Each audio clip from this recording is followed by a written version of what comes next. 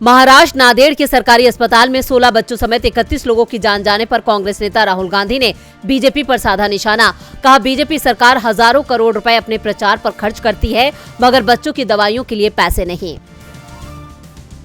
बिहार जातीय जनगणना पर मायावती ने दी पहली प्रतिक्रिया, बीजेपी पर लगाए आरोप। कहा, कुछ पार्टियां इससे असहज जरूर है, किंतु बीएसपी के लिए ओबीसी के संवैधानिक हक के लंबे संघर्ष की ये पहली सीढ़ी है। बिहार में जातीय जनगणना के बाद सीएम नीतीश कुमार ने आवास पर बुलाई सर्वदलीय बैठक में जातीय जनगणना के आंकड़े जारी होने पर हो रही है चर्चा।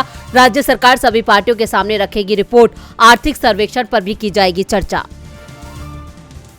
सुप्रीम कोर्ट पहुंचा बिहार में जातीय जनगणना डाटा रिलीज का मामला। कोर्ट ने कहा, अभी कुछ नहीं कर सकते, 6 अक्टूबर को आपकी दलील सुनेंगे। न्यूज क्लिक वेबसाइट से जुड़ी 30 लोकेशन पर दिल्ली पुलिस के छापे। मुंबई में तीस्ता सीतलवाड़ के घर भी पहुंची पुलिस। यूएपीए और चीनी फंडिंग का है मामला।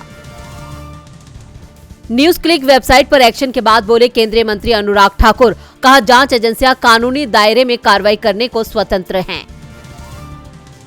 निजी वेब पोर्टल के ठिकानों पर रेड के बाद अखिलेश यादव का बीजेपी पर निशाना। छापे हारती हुई बीजेपी की निशानी। सुप्रीम कोर्ट ने राम सेतु साइट पर दीवार बनाने और राष्ट्रीय धरोहर घोषित किए जाने की मांग वाली याचिका की खारिज। सुप्रीम कोर्ट ने कहा, हम इस जनहित याचिका पर सुनवाई के इच्छुक नहीं। याचिकाकर्ता चाहे तो सरकार के पास जा सकता है। पीएम मोदी पहुंचे छत्तीसगढ़। करीब 27,000 करोड़ की परियोजनाओं की दी सौगात। कहा, गांव का विकास होने पर ही विकसित भारत का सपना सिद्ध होगा। पीएम मोदी ने छत्तीसगढ़ के जगदलपुर के बस्तर में रेल सेवा का किया शुभारंभ। बोले, आज तोड़ों की नई रेल लाइन की सौगात, बड़ी संख्या में मिलेगा रोजगार। पाकिस्तान के पूर्व प्रधानमंत्री नवाज शरीफ की पाकिस्तान वापसी के लिए फ्लाइट टिकट बुक। 21 अक्टूबर को लंदन से अबू धाबी होते हुए लाहौर पहुंचेंगे। निज्जर मामले में और सख्त हुआ भारत। कनाडा को 41 राजनयिकों को वापस बुलाने का दिया आदेश।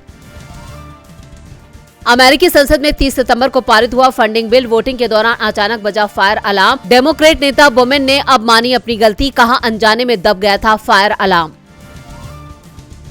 चीन के मून मिशन में होगा पाकिस्तानी पेलोड। पहली बार चांद के सबसे अंधेरे हिस्से से सैंपल लाने का लक्ष्य। 2024 में होगा लॉन्च।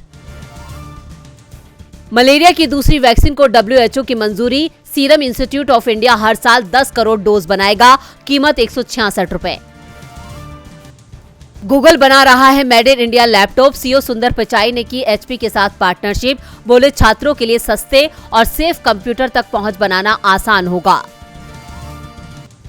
एशियाड के 10वें दिन भारत को 2 ब्रॉन्ज मेडल। अर्जुन सुनील की जोड़ी ने केनो और प्रीति ने बॉक्सिंग में दिलाया कांस्य। लवलीना ने ओलंपिक कोटा हासिल किया।